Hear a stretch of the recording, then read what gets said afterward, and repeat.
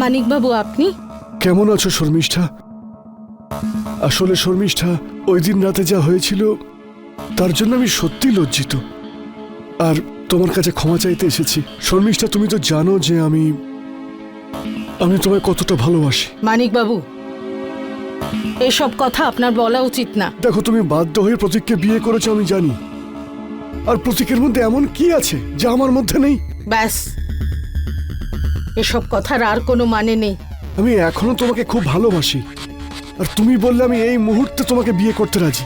তুমি একবার তো বলে দেখো। আপনি সীমা পেরিয়ে যাচ্ছেন মানিকবাবু, চলে যান এখান থেকে। দেখো, শুধুমাত্র আমি একাই নই, সারা গ্রাম জানে যে প্রতীকবাবু তোমায় কেন বিয়ে করেছে। আচ্ছা, তুমি আমাকে একটা সত্যি কথা বলো তো, যে প্রতীকবাবু কি তোমাকে তার স্ত্রী হওয়ার সব অধিকার দিচ্ছে? বলো শর্মিষ্ঠা, বলো, চুপ করে আছো কেন? প্রতীকবাবুর আসার সময় হয়ে গেছে, আপনি যান এখান থেকে। চলে যাচ্ছি, কিন্তু যাওয়ার আগে একটা কথা জানতে চাই। আমি শুনেছি তুমি তোমার বাড়ি বিক্রি করছো, আর তোমার বাড়ির সবচেয়ে ভালো দাম একমাত্র আমিই দিতে পারি। তুমি যা দাম বলবে আমি তাই দেব। আমি চলি। আর হ্যাঁ, তোমার যদি ভবিষ্যতে কখনো কোনোদিন আমাকে প্রয়োজন হয় তাহলে আমায় কিন্তু বলো।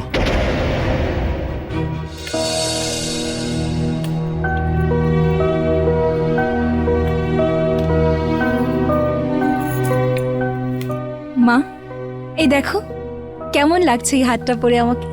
প্রতীকবাবু দিয়েছেন আমাকে। কি হলো মা, বলো না কেমন লাগছে? ভালোই লাগছে হয়তো। যুবতী, সুন্দরী, সাজাগোজার অধিকার তো এখন শুধু তোর। এমনি করে কেন বলছো মা? আচ্ছা, চুলটা কেন বেঁধে রেখেছো? তুমি না চুলটা খুলে রাখো, চুল খোলা থাকলে তোমায় খুব সুন্দর লাগে। আচ্ছা, আমি খুলে দিচ্ছি। থাক, তোর নিজের কাজ তুই কর।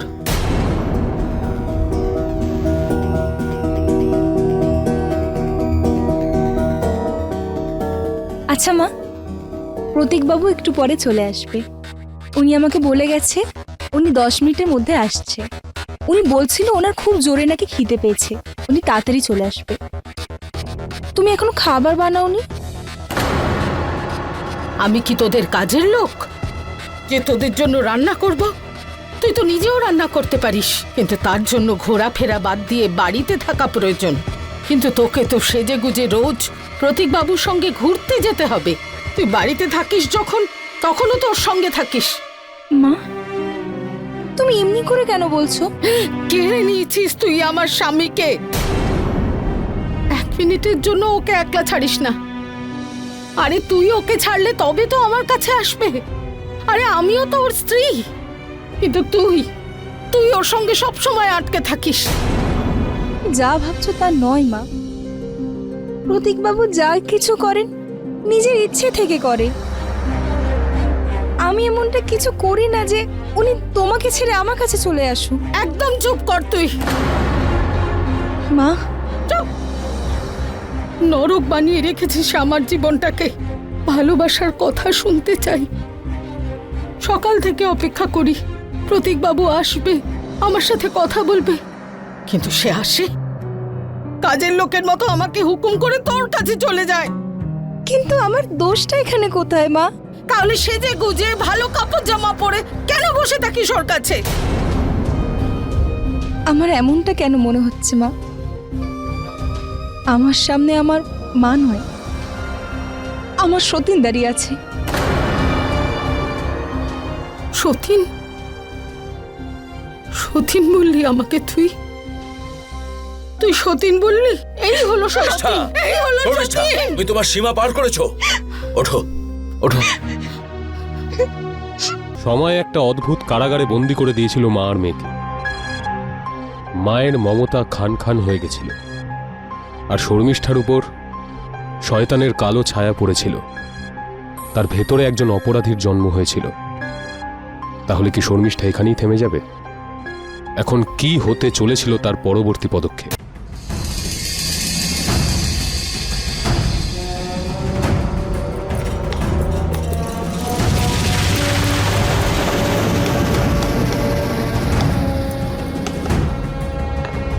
বিষই আমাকে প্রতীকবাবুর কাছে নিয়ে যাবে আর সুপর্ণার থেকে দূরে।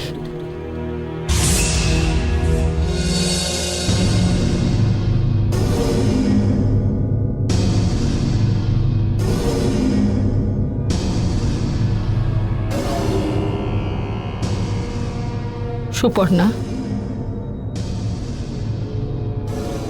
আমায় ক্ষমা করে দে। আমি তোকে এত মার মেরেছি, নিজের মাকে ক্ষমা করবি না? ছোটবেলাও তো কতবার তোকে এমন মেরেছি।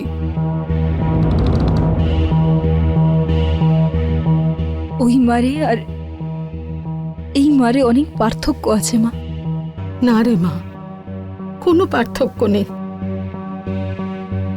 এই সমাজ আমাদের সম্পর্ককে যে নামই দিক না কেন, কিন্তু সত্যি তো এটাই যে আমরা মা মেয়ে। আমি এটাই চাই মা, যে এইটা তুমি সব সময় মনে রাখো। এই পৃথিবীর প্রত্যেকটা সম্পর্কর আগে সবার প্রথমে আমি তোমার মেয়ে হই। আর তুমি খারাপ থাকো এটা আমি কখনোই চাই না। আর কখনো কষ্ট দিয়ে থাকলে আমাকে ক্ষমা করে দিও মা। আমি জানি শোনা, আমার মেয়ে পৃথিবীর সব থেকে ভালো মেয়ে, সব থেকে ভালো। আমি আজ তোর সব থেকে পছন্দের রান্না করেছি, আমি নিজের হাতে তোকে খাওয়াবো।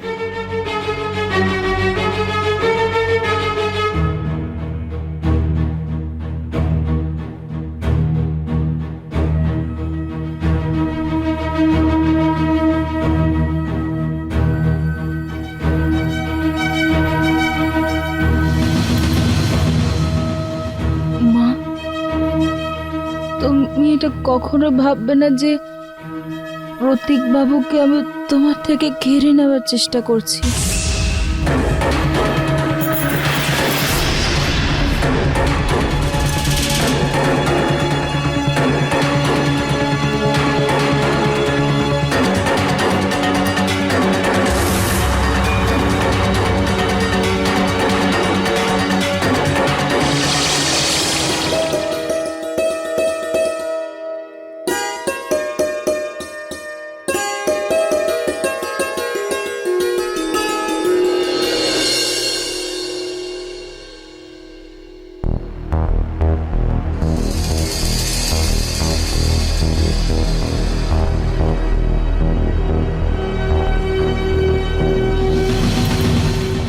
আজও এলো না।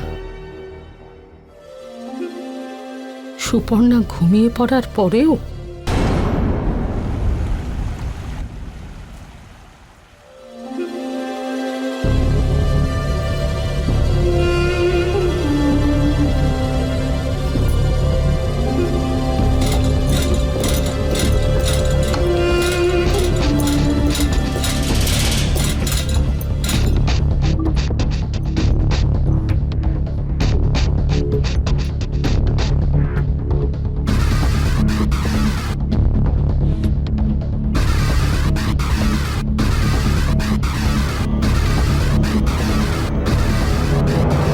কেন নিজের মেয়ে শত্রু হয়ে দাঁড়িয়েছিস?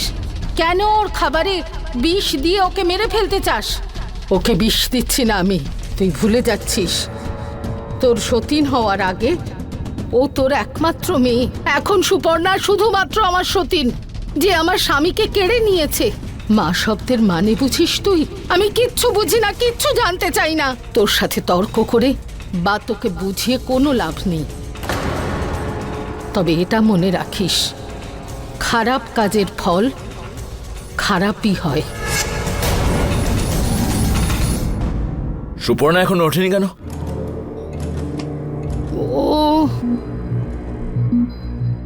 ওর শরীর ভালো ছিল না তো, আমি ডাক্তারের কাছে গিয়ে ওর জন্য ওষুধ এনেছিলাম। তার জন্যই হয়তো এরকম গভীর ঘুমে ঘুমোচ্ছে। কি বলছো? সকাল থেকে শুয়ে আছে? তুমি চিন্তা করছো কেন? বসো না। সুপর্ণা ভালো না হওয়া পর্যন্ত আমি আছি তো, মানে আমি তোমার খেয়াল রাখবো। আমিও তো তোমার স্ত্রী, আমারও তো অধিকার আছে। দেখছি সুপর্ণার সাথে যবে থেকে বিয়ে হয়েছে তুমি আমার দিকে ফিরেও তাকাও না। বিয়ের আগে তো তুমি আমার অনেক প্রশংসা করতে। কি এমন হলো? আমি কি আর সুন্দর নই? আরে এরকম কোনো ব্যাপার নয়। তাহলে কি হয়েছে? তুমি আমার দিকে একবার তাকাও, তোমার সব কষ্ট দূর হয়ে যাবে। তুমি চুপচাপ ঘরের মধ্যে বসে থাকো। তুমি যেটা করতে চাইছো সেটা কিন্তু হবে না, বুঝেছো?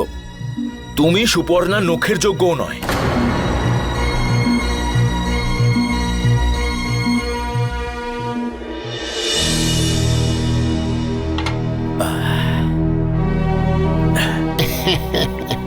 কি প্রতীক বাবু, সুপর্ণাকে বিয়ে করার পর থেকে তো তুমি তো আমাদের ভুলেই গেছো।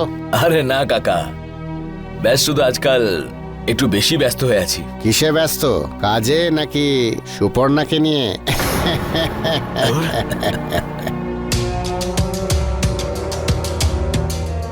এই লোকটা আমার ভালোবাসা কেড়ে নিয়েছে। ওকে আমি মেরেই ফেলবো। তাতে কি হবে? তোর কি মনে হয় সুপর্ণা তোর কাছে আবার ফিরে আসবে নাকি? একেবারেই না। আরে ও কিন্তু তোকে ভালোবাসে না, কারণ ও যদি তোকে ভালোবাসতো তাহলে বাড়ি থেকে পালিয়ে হলেও তোকে এই বিয়ে করত। এইভাবে প্রতীক বাবুর সঙ্গে বিয়ে করে মজা করতো না। আর সেদিন ওদের বাড়িতে প্রতীক বাবু যখন তোকে খুব খারাপভাবে মারছিল, ধাক্কা দিয়ে বাইরে বের করে দিয়েছিল, তখন সুপর্ণা একবারও তোকে বাঁচানোর চেষ্টা করেছিল না। প্রতীক যত খারাপই লোক হোক না কেন, কিন্তু এখানে সমস্ত ভুল সুপর্ণার। কাউকে যদি তোকে মারতেই হয়, সুপর্ণাকে মার। আরে আমার মাথাটা গরম করাস না তুই। আরে তুই বন্ধু নাকি শত্রু? আরে বন্ধু বলেই তো তোকে বোঝাচ্ছি।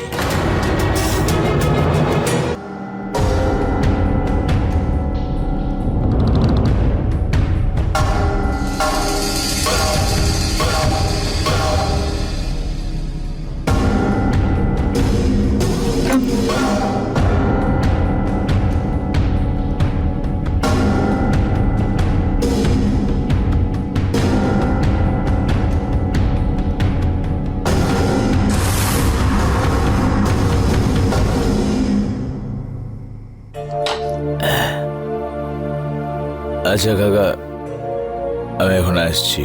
ঠিক আছে।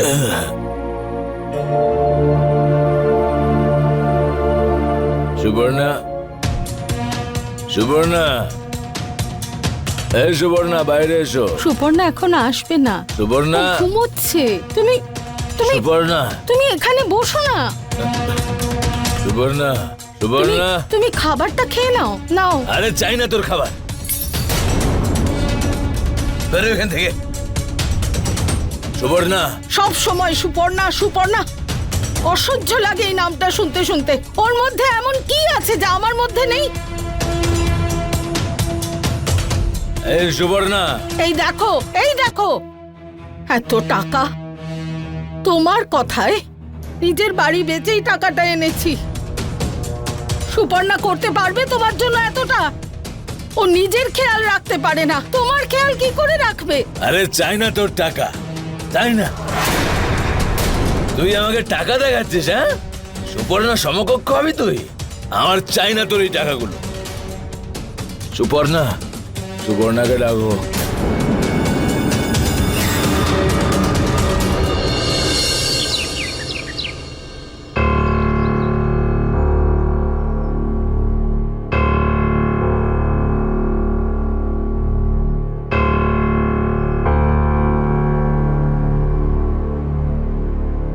সুপর্ণা,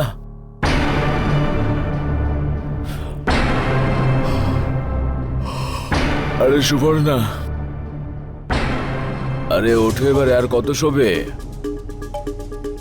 আরে ওঠো বলছি, আরে ওঠো, আরে ওঠো ওঠো ওঠো। সুপর্ণা, সুপর্ণা, সুপর্ণা, সুপর্ণা, আরে আরে শর্মিষ্ঠা, শর্মিষ্ঠা তাড়াতাড়ি এসো। সুপর্ণা, সুপর্ণা ওঠো। শর্মিষ্ঠা, শর্মিষ্ঠা। কি হলো? আরে কি হয়েছে? কি হয়ে গেছে? কি হ্যাঁ? হয়েছে? সুপর্ণার কি হয়েছে? কি উঠছে না কেন? হয়েছে? সুপর্ণা, উঠছে না কেন? সুপর্ণা, এই সুপর্ণা ওঠ। সুপর্ণা দেখ, চোখ খোল। সুপর্ণা, ওর কি হলো? কথা বলছে না কেন? সুপর্ণা, তোর কি হলো? কি হয়েছে সুপর্ণা? চোখ খোল মা, চোখ খোল। সুপর্ণা, চোখ খোলো। সুপর্ণা, সুপর্ণা, কেন কোনো কথা বলছিস না কেন? সুপর্ণা,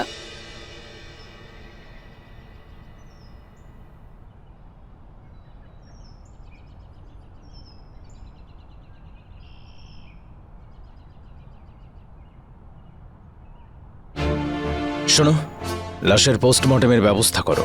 হ্যাঁ স্যার। আর তুমি বাড়ির প্রত্যেকটা কোণে তল্লাশি করো। সন্দেহজনক কিছু পেলেই এক্ষুনি ফরেনসিক ল্যাবে পাঠিয়ে দেবে, বুঝেছো?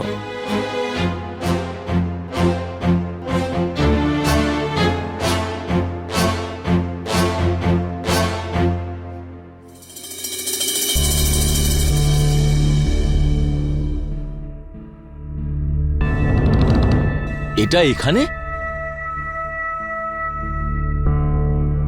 আচ্ছা, এসব কিভাবে ঘটেছে? ভেতরে চেক করার সময় দেখলাম যে হলের ভেতরে টাকা আর খাবার দাবার ছড়িয়ে পড়ে আছে। খুব বেশি কিছু বলতে পারবো না, কিন্তু কাল রাতে আমার সাথে আমার স্বামীর ঝগড়া হয়েছিল ঠিকই। কেন হয়েছিল?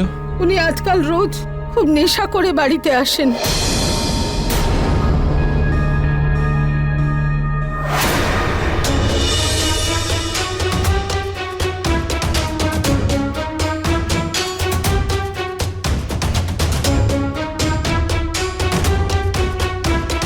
স্যার, এটা পোস্টমর্টেম রিপোর্ট। সুপর্ণার মৃত্যু তুতুরার ফলে নয়, বরং দম আটকে হয়েছে।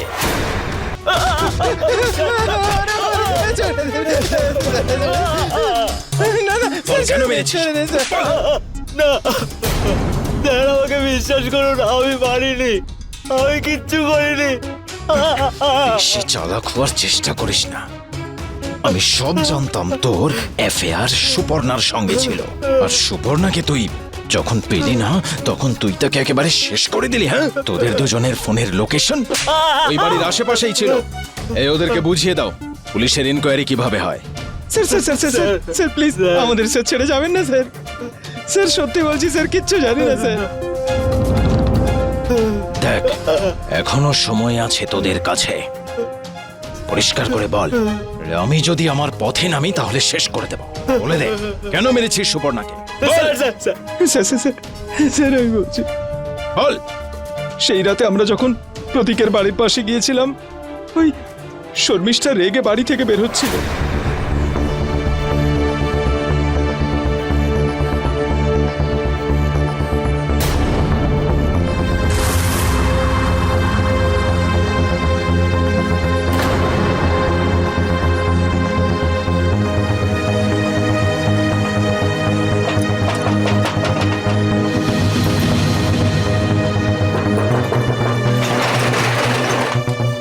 আরে শর্মিষ্ঠা, তুমি এসো এসো এসো, তাড়াতাড়ি এসো।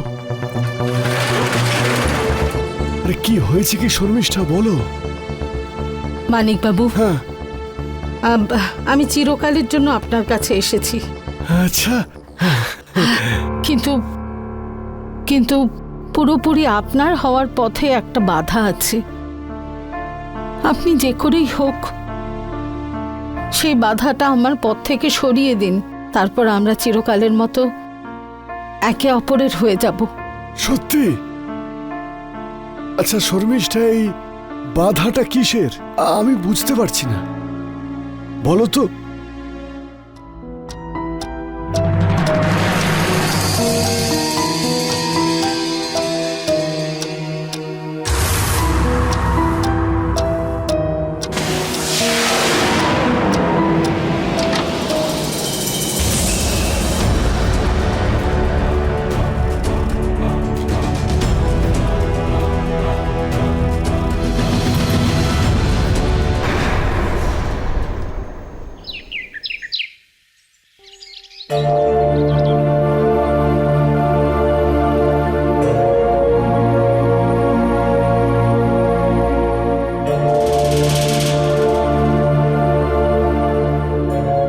শর্মিষ্ঠা দেবী, আপনি নিজে বলবেন না আমরা বলবো?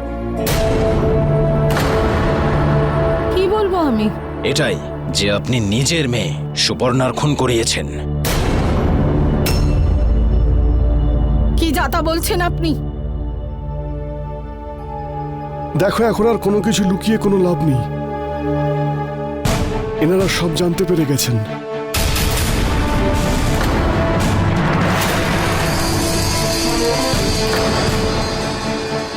তুমি এগুলো করেছো?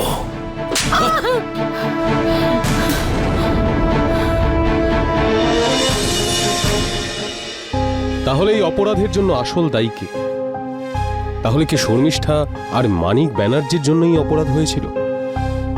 না, সুপর্ণার হত্যাকারী আসলে এই দুরাচারী ছিল, যার প্রভাবে একজন পুরুষ একজন নারীকে শোষণ করতে পারত। এরকমই অনেক কুপ্রথা আর বাজে রীতিনীতি আমাদের দেশের বিভিন্ন কোণায় ঘটে, আর এটা জরুরি যে আমরা তাদের বিরুদ্ধে আওয়াজ তুলি। সুপর্ণা ঠিক এই ভুলটাই করেছিল। তার সঙ্গে ঘটে চলা অন্যায়ের বিরুদ্ধে যদি সে আওয়াজ তুলত, তাহলে আজ তার সাথে এটা হতো না যেটা হলো। শর্মিষ্ঠা আর মানিকবাবু তাদের কৃতকর্মের ফল পেয়েছেন। আজ তারা দুজনেই কারাগারে বন্দী।